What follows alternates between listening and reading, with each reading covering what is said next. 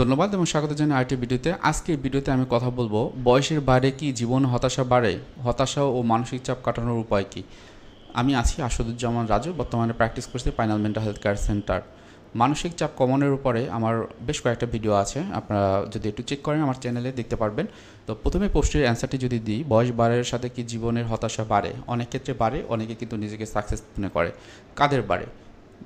তাদের কি বাড়ে হয়তোবা যখন সে প্রাইমারি স্কুলে পড়া শুরু করে, তখন থেকে শুরু করে হয়তোবা সে যতটুকু পড়ালেখা করেছে তখন হয়তোবা পড়ালেখার সেই মর্মটা সে বুঝতে পারেনি, ভালোভাবে পড়াশোনা করতে পারেনি এবং কন্টিনিউয়াসলি যখন জব সেক্টরে যায় তখন সে তার ভিতর বিভিন্ন রকমের হতাশা কাজ করে যে আমি যেইভাবে আমার মনটাকে আমি তৈরি করেছি বা আমি যেভাবে ভেবেছি সেই ধরনের আমি জবটি পাইনি। আমার আমার হতাশা আমার পিছনে, আমি হয়তোবা পড়াশোনা ভালো করলে হয়তোবা আমি ভালো জবটা পেতাম। তো এটা একটা হতাশা বাড়ে। আবার অনেক সময় যে খাওয়া দাওয়ার ক্ষেত্রে দেখা যায় যে অন্য ফ্যামিলি মেম্বাররা হয়তো বা তার ভাই বা বোন বা অন্য যারা তারা খুব ভালো আছে, তারা তাদের লাইফটা খুব ভালো, হ্যাঁ, তারা তাদের প্রপার্টি বা অন্য বিষয়গুলো তাদের আস্তে আস্তে ভালো হচ্ছে। তো তার যে ক্ষেত্রে হচ্ছে না, হতাশা কিন্তু বেড়ে যায়। তো এর পিছনে যে কারণটি সেটা হলো যে এই যে প্রিভিয়াস যে বিষয়গুলো যেগুলো তার ঠিক মতো করার দরকার ছিল সেটা সে কিন্তু করতে পারলো না, যার কারণে হতাশা দিন দিন বেড়ে যাচ্ছে। বর্তমান সময়ে অনেক ক্ষেত্রে যেইগুলো করার দরকার সেগুলো আজ না কাল, কাল না পরশু এভাবে করে খুব ইজিলি। এটা যেহেতু আপনি করতে পারতো কিন্তু সে যেহেতু করে না, সেহেতু কিন্তু হতাশাটা আস্তে আস্তে বৃদ্ধি পেতে থাকে। ফিজিক্যাল ডিক্লাইন খুবই গুরুত্বপূর্ণ। হয়তোবা আমি একটা মানুষ যখন তার 14 বছর থাকে তখন বা 16 বছর থাকে তখন যে স্ট্রেংথটা থাকবে অবশ্যই 60 বছরে সেই স্ট্রেংথটা থাকবে না। ঠিক একইভাবে হয়তোবা আপনি 25 থেকে 34 বছর বয়স, তো এই সময়টা আপনার যে স্ট্রেংথ থাকবে সেটি কিন্তু অন্য সময় থাকতেও পারে আবার নাও থাকতে পারে। সো যেহেতু এই সময়টা পিক, হ্যাঁ, আপনি অবশ্যই এই সময়টা আপনি কাজে লাগাতে পারেন। যদি কাজে না লাগান তখন কিন্তু হতাশা বৃদ্ধি পাবে আস্তে আস্তে। সো এই জায়গাটা আমরা সবসময় বলি যে আপনার বর্তমান সময়ে থাকা এবং বর্তমান সময়ে যে কাজগুলো সে কতটুকু করতে পারছেন সেই জিনিসগুলো করা খুবই ইম্পর্টেন্ট। সো আমরা আশা করি যে হতাশা আসলে বাড়ে কারণ হচ্ছে যে এক হলো ফিজিক্যাল ডিক্লাইন এবং মেন্টাল ডিক্লাইনও আমাদের কিন্তু আস্তে আস্তে হয়। এবং মেন্টাল ডিক্লাইনটা হয় আমার অতীত নিয়ে চিন্তা করা এবং ভবিষ্যতে আমার কী হবে, তখন কিন্তু আমরা হতাশা বোধ করি। এখন আসেন হতাশা ও মানসিক চাপ কাটানোর উপায় কী।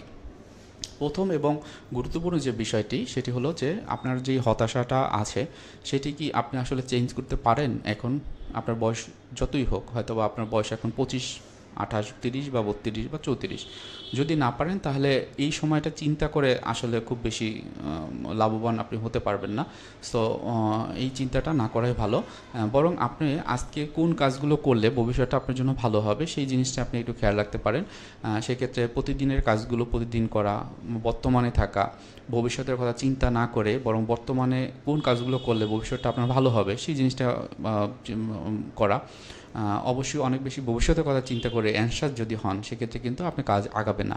সো এই জায়গাটা আপনার কাজ করার আছে। সাথে সাথে আপনার ভালো লাগার যে কাজগুলো, হয়তো বা গার্ডেনিং আপনার ভালো লাগে অথবা পেট আপনার ভালো লাগে, হয়তো বা বিড়াল পোষা বা অন্যান্য পোষ্য প্রাণী আপনি পারতে পারেন। আপনি নিজের সেলফ কেয়ারের জায়গাটা তৈরি করতে পারেন। হয়তো বা আপনার একটা জায়গা ভালো লাগে সেই জায়গাটা আপনি যেতে পারেন। আপনার বই পড়তে ভালো লাগে সেটা করতে পারেন। আপনার মনের যখন কষ্ট লাগবে হয়তো বা কাছে একজন থাকলে তাকে মন খুলে বলাও কিন্তু একটা হিলিং, মনটা ভালো থাকে। তেমন কেউ থাকলে তার সাথে আপনি আপনার মনের কথাগুলো শেয়ার করতে পারেন।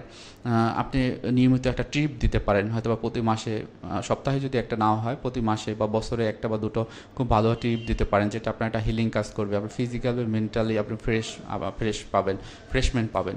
সো এটা করতে পারেন। আপনার কাছে যে তাকে প্রশংসা করতে পারেন, আশেপাশে যারা থাকে, আমরা যদি অন্যকে প্রশংসা করি তারাও কিন্তু আমাকে প্রশংসা করে।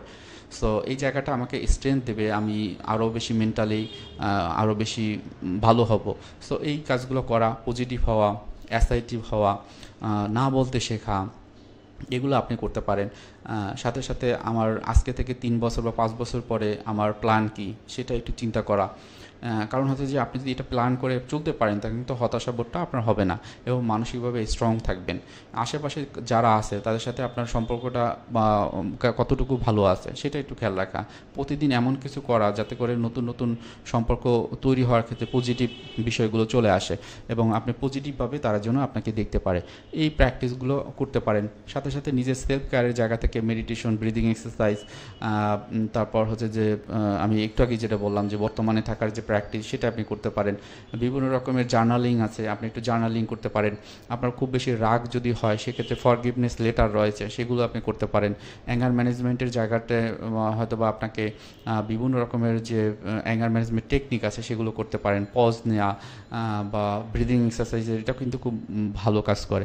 সো এই বিষয়গুলো করলে আশা করি যে আপনার ভিতরে যদি হতাশা থাকেও সেই হতাশা কিন্তু থাকবে না, পক্ষান্তরে ভবিষ্যতে কখনো হতাশা আসারও সম্ভাবনা থাকবে না। তো সবাই ভালো থাকবেন, সুস্থ থাকবেন। আমার চ্যানেলটি যদি ভালো লাগে সাবস্ক্রাইব করে রাখবেন। কোনো প্রশ্ন থাকলে প্রশ্ন করবেন। সো আর যদি কোনো ফিডব্যাকও থাকে সেক্ষেত্রে ফিডব্যাকগুলো আমাকে দিবেন। সবাই ভালো থাকেন। আসসালামু আলাইকুম।